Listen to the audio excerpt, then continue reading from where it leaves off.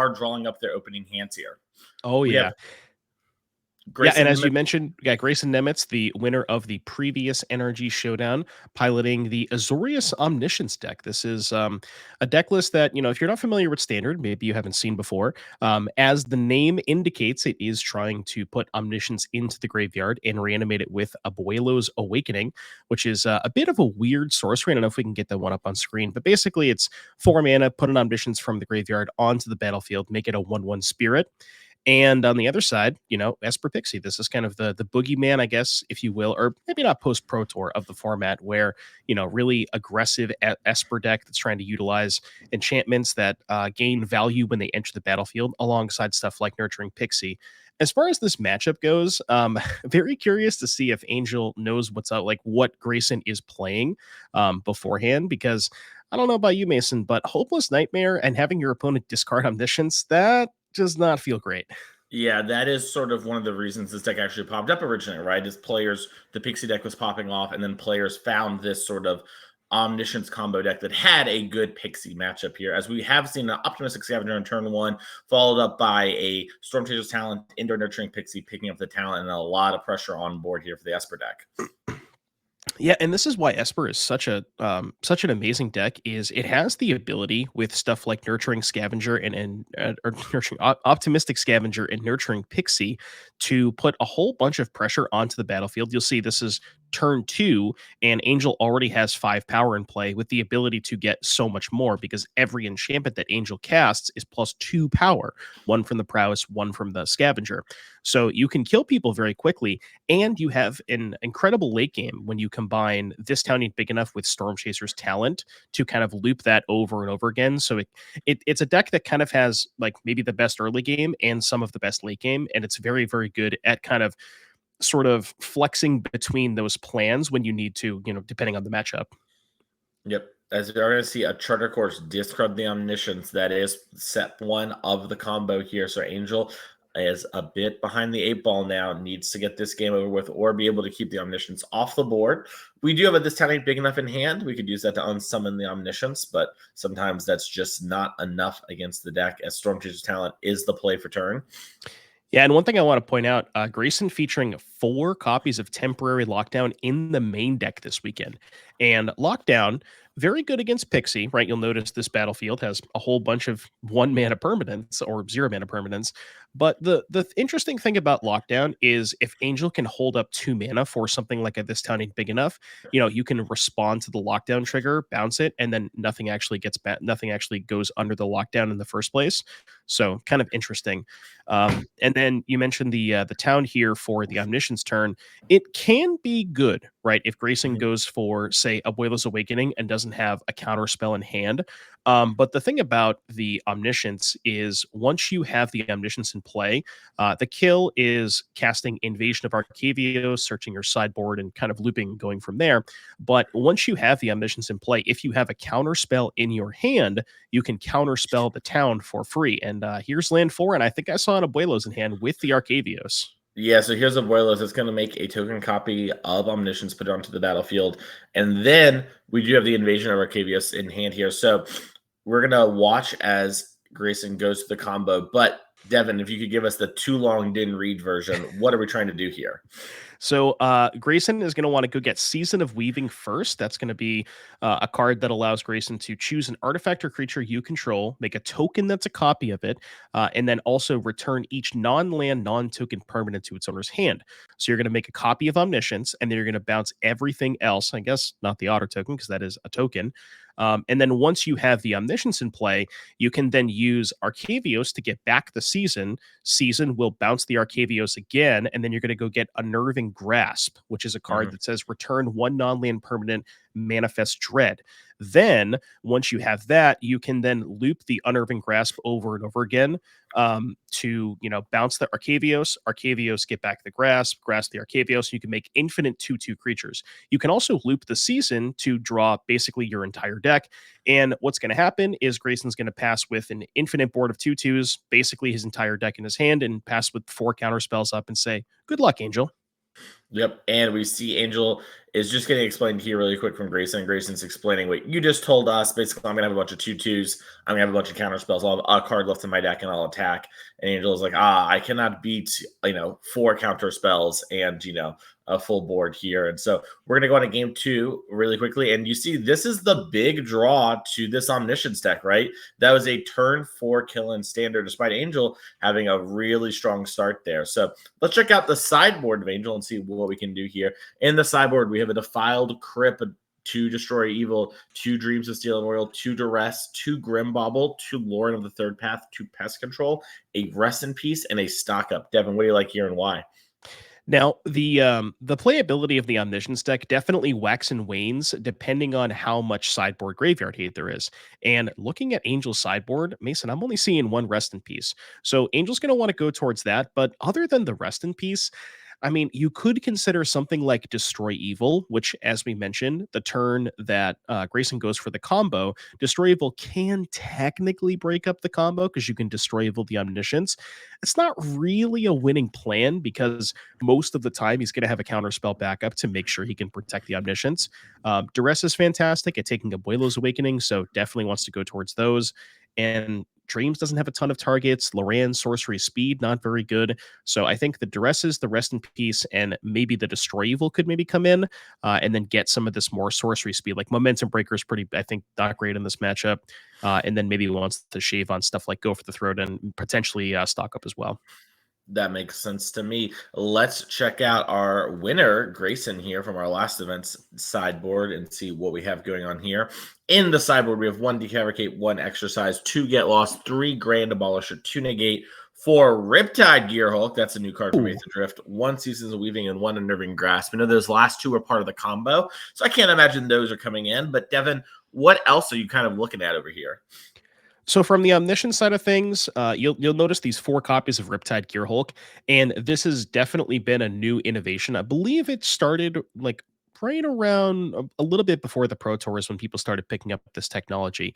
And the idea is that if your opponent has an abundance of graveyard hate, then you can load up on Gearhulks and just say, okay, I'll just let you have a Rest in Peace, and then even if you need to, you can Riptide the Rest in Peace, but you can also have ways to kill that doesn't involve the graveyard. Because Riptide Gearhulk having double strike and prowess, that thing kills really quickly. That makes So a lot of sense. I can only imagine, my opponent mulliganing to 6, keeps a loose one with a Rest in Peace, and I'm like, cool story. yeah. So maybe wants to go towards those if he's not aware of how much sideboard hate that Angel has. And then past that, you could maybe do something like Defabricate to help counter the enchantments. You could do Exercise, similar thing, kill Rest in Peace, same thing with Get Lost. So Grayson has a lot of ways to play this. It really depends on how much he wants to cut. I'm not too familiar with the Omniscience deck, so I'm not exactly sure, how much of the combo you can cut, how much you should cut, depending on the matchup. But yeah, has a lot of options at his disposal. Yeah, I think that's a real strength of this deck, what you're just speaking there about how, people aren't as experienced with it, right? Like you kind of like you like this kind of deck where you don't, right? And then also, like you mentioned, it's positioning wax and wanes with sort of sideboard cards, right? So it's very realistic for lots of our players who maybe have, been out of the loop a little bit. They've been doing other things. They've been maybe working on other formats like Modern for the regional championship. They come back, they're like, great, I'll play my Gruul, my Esper Pixie, stock best decky type thing, or maybe the deck I really like. And then you run into this deck and you're like, oh, I didn't know they played like Riptide Gearhulk, for example, or oh, I didn't know you could beat this thing. And I think that's a real advantage of this deck while also just being a real big player. And speaking of player, the players are dealing up their hands. So let's go check them out as they have finished sideboarding. Yeah, and one card I want to highlight that's in both players' decks, I believe both players are playing 4 copies this weekend, is Stock Up. That's a card, no pun intended, whose stock has certainly increased over the past couple of weeks. You've seen it in maybe older formats like Legacy and Vintage, but in I think people are playing it in Modern too. But Yep. in Standard, it is very good for these decks. Like for example, for Grayson's deck, you're trying to assemble A plus B, Stock Up being able to dig 5 deep and find the A or B that you're missing, and then Angel's deck is not necessarily A plus B, but is really built around specific synergies, utilizing enchantments and permanents that pick up enchantments. So being able to find either half of that, whatever you're missing at the time, is pretty good as well. And just in the control matchups, being a straight up 2-for-1 helps you unmulligan. Just a phenomenal card. Yeah, stock up is a really powerful card. A lot different than a divination, but definitely thought of as one. And Grayson thinks no more Storm Chaser's talent, negate hitting the talent. Yeah, I like this. Just kind of wants to keep off the early pressure.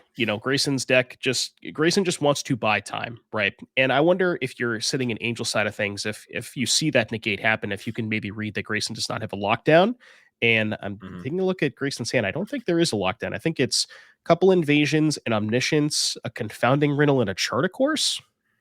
Yeah, that looks to be right along with, I think, another land. But yeah, I mean, Angel here actually has a lot of the tools as long as there's not a counterspell in hand, like you mentioned before. We've got a couple this time ain't big enoughs, but nothing to really pick up and abuse because our talent is countered. Right. Yeah, that negate on the talent was huge because looking at Angel's hand, there's a Pixie, two Towns, and a Loran. So Loran doesn't want to play here, no good targets really, and doesn't have anything to do with the Pixie and the two Towns. So you see Angel just passing here. And as powerful as this Esper Pixie deck is, it does sort of have this problem of like drawing the wrong half of your deck, where if you draw too many of the bounce spells, you have nothing to do with them. And if you draw too many of the enchantments, you kind of run out of steam at some point. Yep. As we do see the confounding riddle, put a bunch of cards in the yard while finding some tools. A great enabler for this deck as another one hits the board with Charter Course.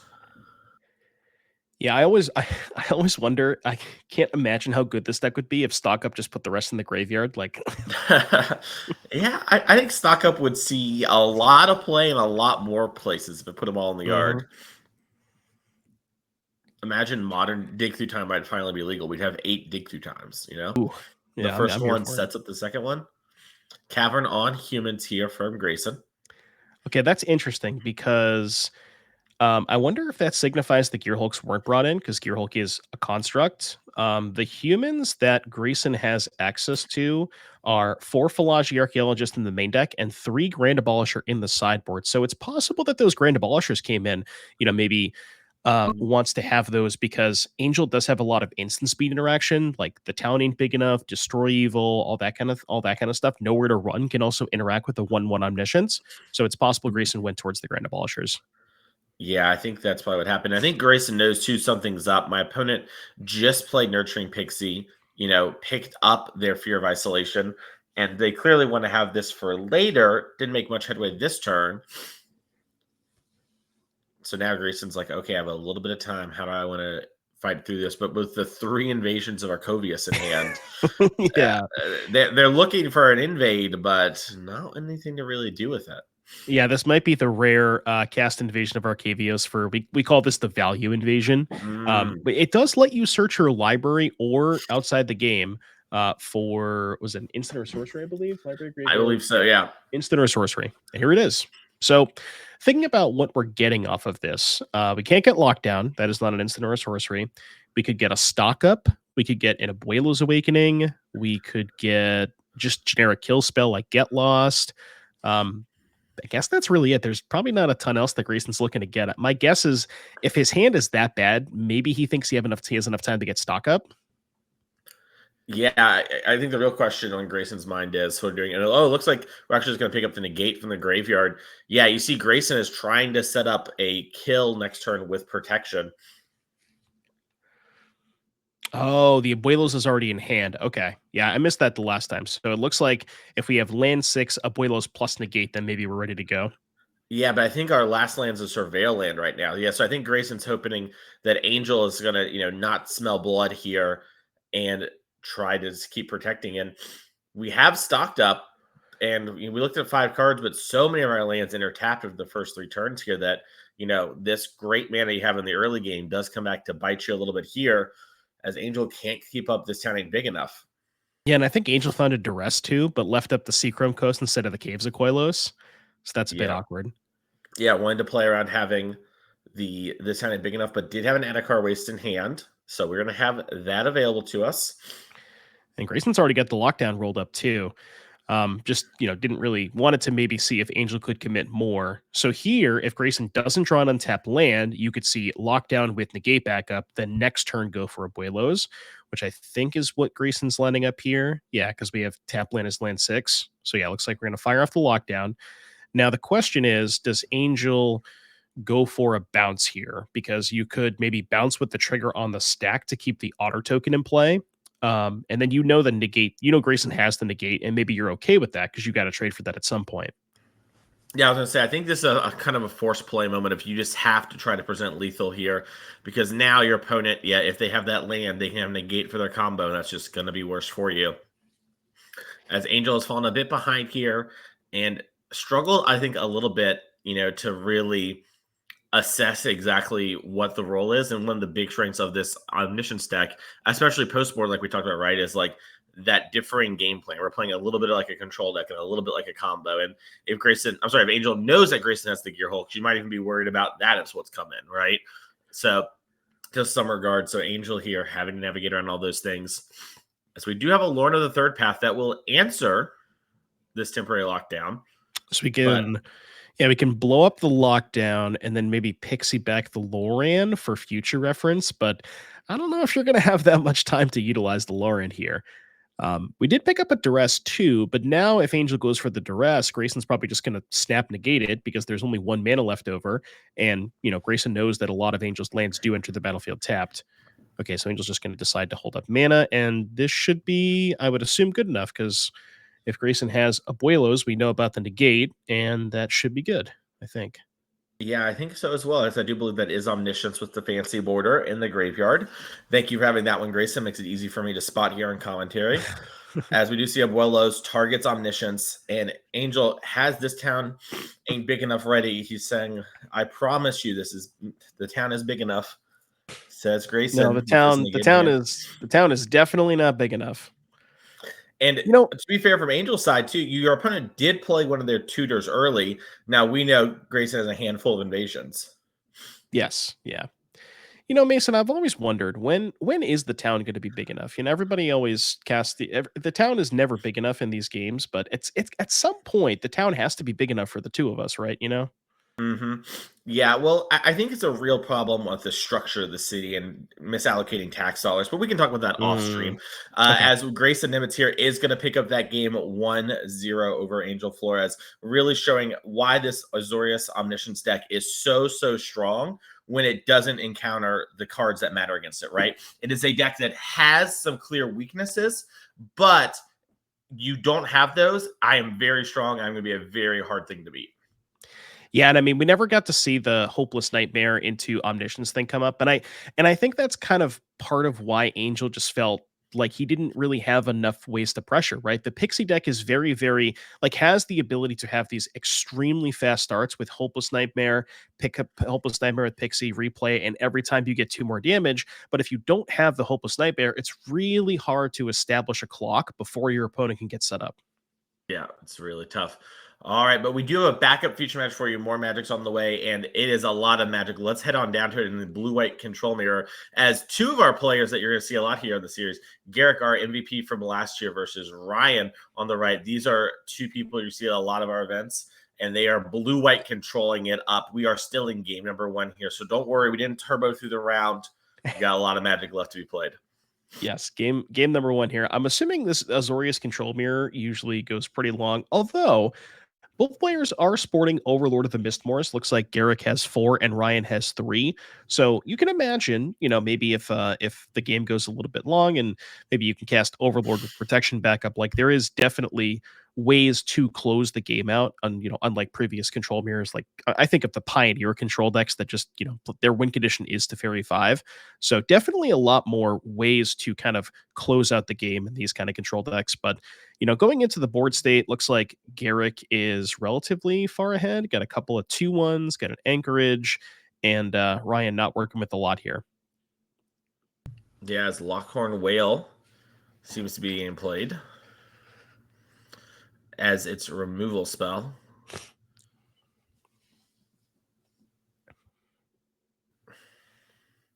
As we do see a Final Port activation, sacrificing that map to draw a card. Looks like we knew what's on top, maybe from a Surveil. And No More Lies counters the Whale.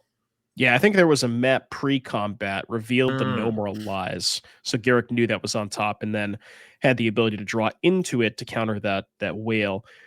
Looking at Ryan's leftovers, it looks like a stock up and Overlord of Day of Judgment among the mix and a No More Lies. So, has the ability to Day of Judgment to sort of stem the bleeding, but at 3 life against the there's an Anchorage in play, right? Yeah, there's two anchorages in play. There's 2. Okay. Yeah, they just have different arts, but they're both by the Fountain Okay. Port. So Got it. we are looking at lethal here. Even through a Wrath. Yeah, and this is one of the weird things about these control mirrors, right, Devin, is it's sort of a battle of resources. We're trying to exchange a bunch of blows, have these big counter fights, and then one of us turns into Delver, and sort of just protects one or two little things and wins the game, right? And Garrick has positioned himself in such a way that he is now in that spot unenviably against Ryan, who's also seemingly missed a lot of lands in the control mirror, which, if you have the right spells, that's fine.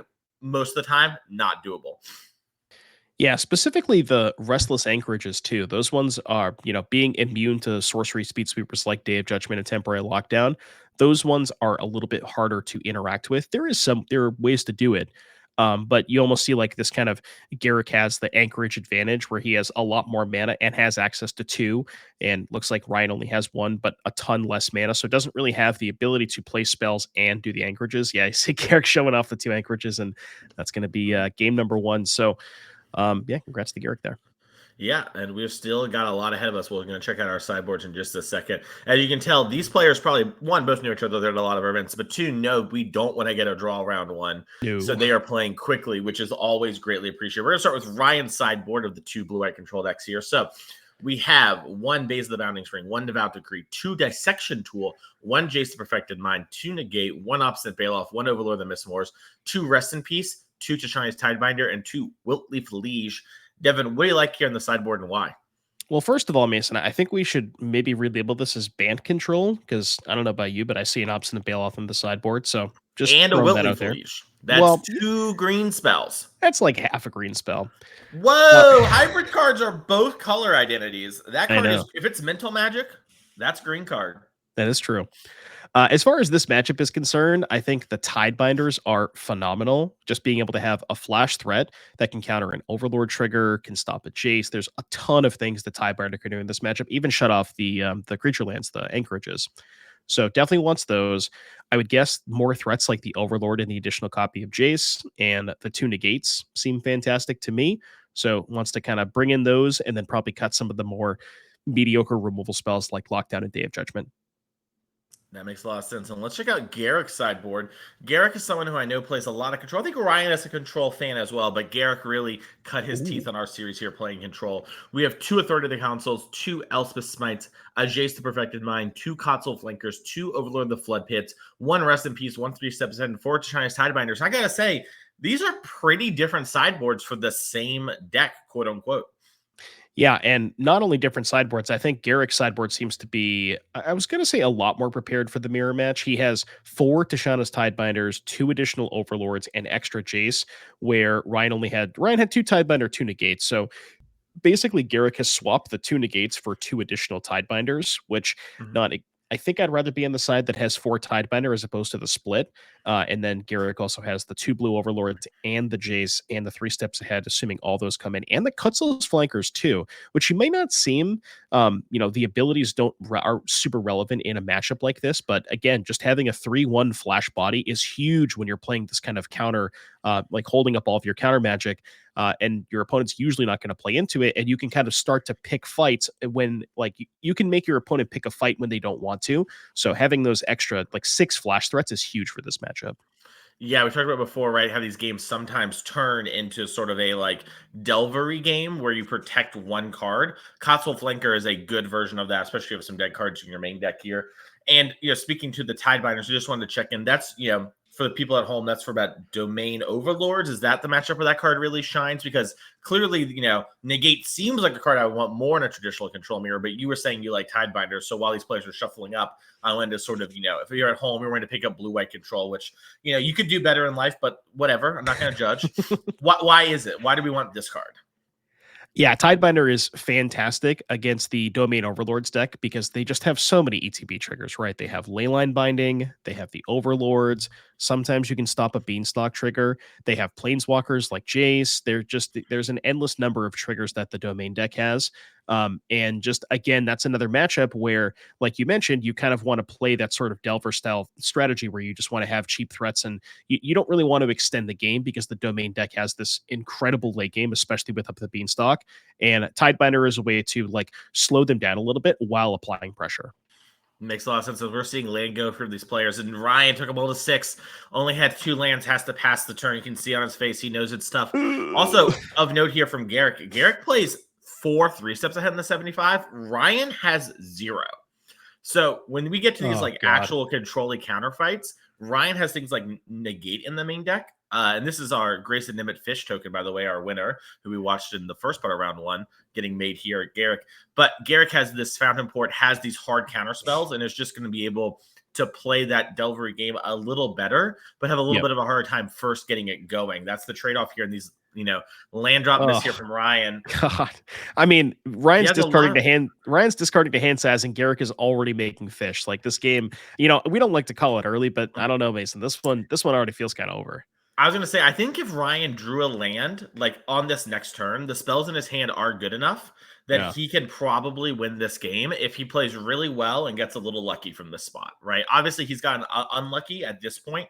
I think, these extra couple looks or whatever hasn't hit a land in his 26 land deck. Just, fair to say unlucky. As we see Garrick actually moving to discard too. But Ryan draws us on a Tidebinder, and that's going to be a tough spot here. Yeah, this is tough. I mean, Ryan kept the hand on the strength of having look at Ryan's hand. It's all gas, right? The stock ups, the counter spell, a couple overlords. I think there's 2 Tidebinders as well. So Ryan's hand was very good. But yeah, 2 lander on the play. Just, I mean, how many turns has it been? I think it's been 4 turns without a third land. So yeah, pretty unlucky here for Ryan. Like you mentioned, 26 lands. You would think you could hit your 3rd land drop on time, Mason, but that's not always how it works. Yeah, and to be fair, too, for Ryan, if there wasn't the Fountain Port, which it's not like Garrett plays a full 4 of that card. I believe, he only has 2, which is corrected as subject his deck list. If you didn't have that going, this would not be this big a deal, right? There might be like a Tidebinder or a Kotzel Flanker or something, but the fact that Garrick basically hasn't had to use a real card and has a big force that forces, a Wrath to take over the game, as we see Garrick is discarding a Wrath there, but yeah, Ryan just sort of, fourth Beza. The 4th Beza is good when you're behind normally, just not in this position. As we do see Ryan picks it up. Yeah, and he's like, I can't realistically win. You obviously have a handful of answers. And congratulations there to Garrick. That is just the way of the world sometimes. We hate to always have it on the feature match here. We love to have, good back and forth games. But I think it's important too to note that I think Ryan kept a hand that was in the context was good. Once again, imagine that Fountain Port's like an island, Devin, right? Still behind, things aren't great, but the lack of free pressure would mean we might actually be talking about a game still, especially because Garrick started missing land drops too. So either way, that was a unfortunate position to be in, but we do have some other upcoming events I want to talk about really quickly. So let's throw that up on the screen here. We talked a little bit about them before we went to our feature match here, but I don't want anyone to miss one of these upcoming events we're going to go to. So our next one's going to be May 10th and 11th in Chicagoland. It is the 10K Modern Showdown on Saturday and a 5K Standard Trial on Sunday. Showdowns, if you're new to the stream, those are the ones that if you win it, you go straight to our end of the year invitational, which we'll show you a slide here in just a second. And then June 28th through the 29th in Indianapolis. Devin, this is the one I'd like to go to. I don't know if I'm going to be able to swing it, but we have a team standard showdown on Saturday and then a team 10K sealed showdown on Sunday. That means you and your friends can all team up. And I believe we're playing Final Fantasy Sealed, if I remember correctly. That will be the newest standard release at the time. So if you're a big Final Fantasy fan, that could be a great thing to do as well. So make sure to come out to those events if you're wanting to play in them. And make sure to follow along here on Twitch or YouTube if you're watching the VOD. That way you don't miss any of the action we are going to stream and bring you all of those events. It's going to be a great time. Speaking of great time, let's pull up that prize slide here for our Energy Champs in case someone hasn't seen it before, as we do have a lot on the line for what these players are playing for. Not only this weekend where we have the 10K Showdown, 2400 to first, 30 points. Once again, if you're new here, we provide points to really reward consistent play over a long period of time. We have a Player of the Year reward that we give out to players. They have free entry and a bonus perk at Champs. That's our $30,000 invitational slide. We'll put up here in just a second. Garrick was actually our Player of the Year last year, so he gets free entry into all the events he's playing. That's an amazing reward and gets a little bit of a bonus at Champs. Basically gets to say, hey, I don't want to play one player, is what we did last time, and got to dodge that player. So a big benefit and something we love to reward consistent play here on the NRG series. It is one of the things that I really like about the series. I don't know about you, Devin. Yeah, like you mentioned, that is a really, really cool aspect. Just, being rewarded for consistency over the course of the year with being able to basically just say, hey, like, that, like Theo over there, I know Theo's very good at Magic. I don't want to play against him. And just having the ability to do that in a tournament where you can just, pick the best player in the room and not have to play against them. It's a really, really cool prize. And, something that I find very interesting about that event, that kind of like that, dynamic. Yeah, and here's our leaderboard where we're at. We've only had 1 week of events so far this year. So our numbers are all sort of low, but after the 2 events this weekend, they're going to get up there. And so far, only Grayson Nimitz is locked with what's going on. I'd love to pull up the Champs prize pool slide and everything if we have that real quick so we can show the people at home what the end goal is for a lot of these players. Because, there are players like May French who made it there last year, who traveled all the way to this event but weren't able to play it. Looks like we're having a little bit of issues playing on that slide, but basically, $30,000 in prizes, Devin. And most importantly, for a lot of these players, a Pro Tour invite. Whoever our champ is gets an invite to the next Pro Tour, which is such a great thing. So really, all of these events are leading you to a very exclusive 24-person RC in a lot of ways, right? Now, it's the toughest RC you've ever seen, but there's a lot going on in that regard. As we also have a really cool incentive for anyone who wins one of our events. We're going to pull up really quickly here, and it is our tokens for our standard showdown winners. If you win one of our showdowns, like we saw with Grayson's fish token in the feature match area just a second ago, you get to make one of these cool little things. And Devin, on screen here, which one of these is your favorite token? Well, I feel like you're making me choose a favorite when I don't necessarily want to choose a favorite. But if I had to pick the token, not necessarily the player. Yeah, it's the token. It's not the player. Okay. Yeah, my favorite player is Dom Harvey, but I don't show favoritism on the thing, so I'm not going to even though you just said that. No, that was an example. I like the May French food token. That one kind of speaks to me. I like ice cream, so. Yeah, it's good like ice cream. Yum. I like that one a lot. And then the Theo Jung one I like a lot too. I there's just something about like the energy, like I don't know. It's got a lot of swag to it. But these are obviously all great tokens. I actually have the Dom Harvey mana one here to my right from some stuff, and that's sort of the cool Wolverine pose he's got going on there. It's just a very awesome thing. And we hand these out to all the players. So if you go to one of our events, you will get the most recent version of this. And, there'll just be these cool tokens of you floating around. We also love to give the winner some extra ones. And then at all of our events for the remainder of the year, there's the Value Vintage format here, which is a really cool format. And it is sort of as it says. So the idea behind the format is it is vintage, but value-wise, and the value of your deck cannot exceed $30. So if you scan the QR code on screen, it has everything you need to know. But honestly, Devin, I just told you all the format's rules. It follows all the same rules as normal Magic. It follows the same BNR as vintage, but your deck just has to be $30 or less. And this leads to some really cool decks. I was talking to one of the players who actually did this at the regional championships. I unfortunately couldn't play. I was having to work. But, they were talking about how they played this really sweet, like, Uro Wilderness Reclamation plus like cool cards from that era deck.